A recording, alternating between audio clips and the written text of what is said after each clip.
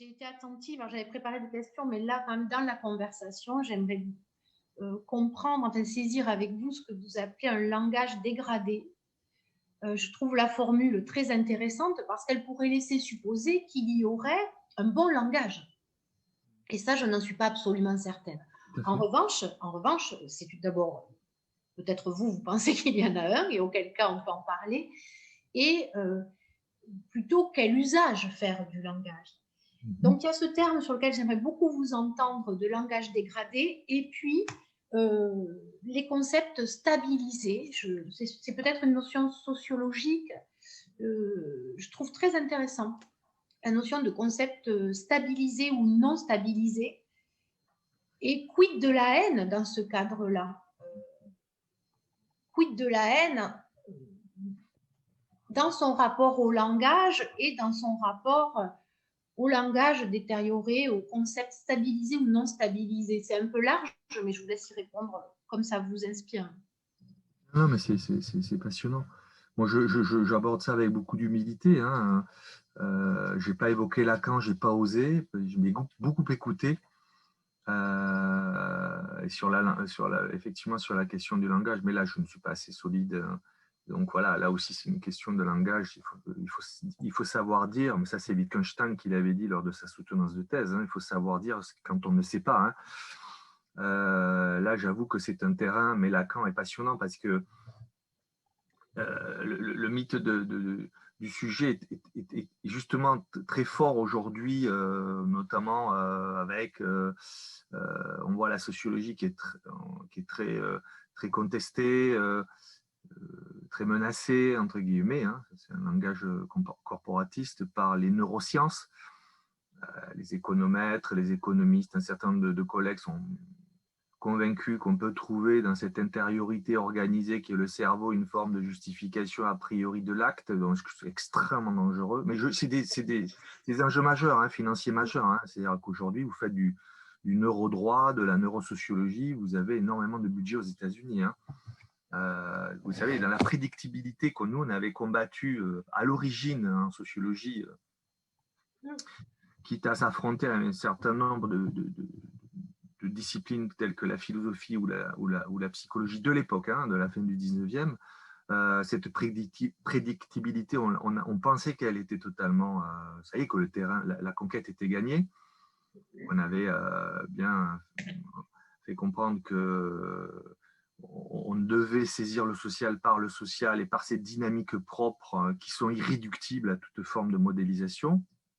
Et non, le combat est pas gagné, et voire est à réengager en fait, parce que c'est une forme de fascination. Bon, ça c'est un premier point. Sur le langage détérioré, moi je le tiens de philosophes, en particulier de quelqu'un qui s'appelle Cornelius Castoriadis, qui est un philosophe. Alors lui un petit peu oublié aussi, moi qui m'a beaucoup marqué complètement dans voilà, que j'ai découvert complètement par hasard, et qui expliquait que, à partir de travaux d'historiens sur l'époque grecque, qu'en fait tous les empires grecs et romains commencent à s'effondrer quand le langage politique se détériore, c'est-à-dire qu'il ne veut plus rien dire et que la haine l'emporte sur la rationalité. Alors pas une rationalité qui est une rationalité totale, hein. Il n'y a pas effectivement de bon langage, mais à un moment donné où il y ait un espace de discussion, un espace de logique interne à la discussion, en fait, hein. Un Qu'on espace s'entende, logique interne à ouais, la discussion. C'est ouais, vraiment un ouais. boussole. Qu'on s'entende un peu et qu'on se respecte un peu sur les arguments, alors qu'aujourd'hui, il est évident que la haine, hein, au sens de vouloir faire mal à l'autre, hein, de vouloir l'humilier, de vouloir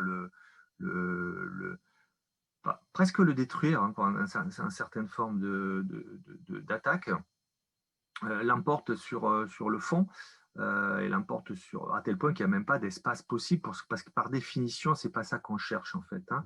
Bon, dans la télé-réalité, sur les réseaux sociaux, bon, il y a une forme de, de, de retour du refoulé, c'est-à-dire, c'est ce que disait Norbert Elias, qui est un sociologue qui a beaucoup travaillé avec les psychanalystes, puisque Norbert Elias était un grand ami de Freud.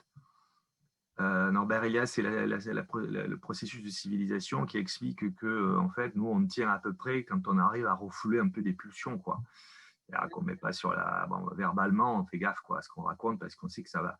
Et ça, c'est une grande tradition en sociologie, très inspirée par la psychanalyse et la psychologie. À mon sens, c'est la voie qu'il faut emprunter.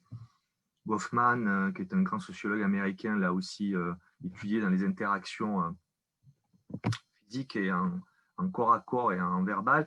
C'est-à-dire que, en fait, l'individu est presque une identité sacrée, quoi, en fait. Et quand vous commencez à lui mettre à la face des questions de religion, de race, de stigmatisation professionnelle, comme c'est le cas pour nous aujourd'hui, espèce d'islamo, espèce de… Il n'y a plus de discussion possible. Donc la détérioration, moi, ce n'est pas un sens moral, il n'y a pas de bon langage, puisqu'on est dans des phénomènes d'instabilité par définition, mais on arrive à trouver sur la violence politique, on sait à peu près ce que ça veut dire, parce qu'on a le temps long, on a des données, on sait le mesurer, voilà, on sait à peu près… Là, on est passé dans des choses totalement désorganisées. Alors encore, quand la détérioration n'est qu'un abus de langage ou un mésusage du langage, comme c'est le cas pour les fake news, à mon sens, où on est plus dans de la mésinformation que de la désinformation. Les gens ne savent pas, on n'est pas tous scientifiques, on n'est pas tous professionnels, on ne sait pas tous… Mais on n'a pas de mauvaises intentions. On fait pas assez attention, en fait. Bon. Le problème, c'est qu'on est passé à quelque chose qui est un mésusage haineux.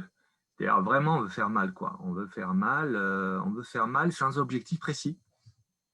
Sans objectif précis, voire, et ça c'est un lien avec votre colloque, voire en réactivant des vieilles haines.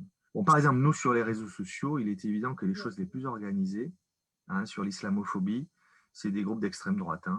Des groupes d'extrême droite qui vont aller chercher à la fois de l'ancien et du nouveau, et qui sont quand même des communautés.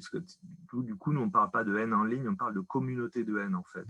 C'est-à-dire que bon, la haine en ligne, les mésusages, le clash, celui qui va commenter une image ou s'insurger pour l'éviction d'un candidat Koh-Lanta, bon, n'a pas véritablement de projet politique, il a une forme de pulsion haineuse qui n'est pas encadrée par l'interaction, en fait, comme on est direct là, dans l'instantanéité, donc bon, on clash. Bon. Ça, c'est pas très grave, on va dire, parce que c'est dans une culture adolescente. À la limite, ça peut avoir des vertus, paradoxalement. Ça peut être drôle, il peut y avoir des formes d'humour dans la haine, bon, pour des tas de raisons. Le problème, c'est quand c'est organisé, en fait, et quand ça participe de quelque chose qui est d'une haine organisée, et qui est une haine, et c'est en particulier le suprémacisme ou l'extrême droite, qui est quand même sur des choses beaucoup plus politiques. Et là, la détérioration du langage, bon, par exemple, l'islamo-gauchisme a une vraie traçabilité que nous, on a repérée, qui est un terme qui est fomenté par des petites communautés totalement clandestines et hyper marginales. Et le problème, c'est que ce langage de haine devient un référentiel dans le langage commun, en fait.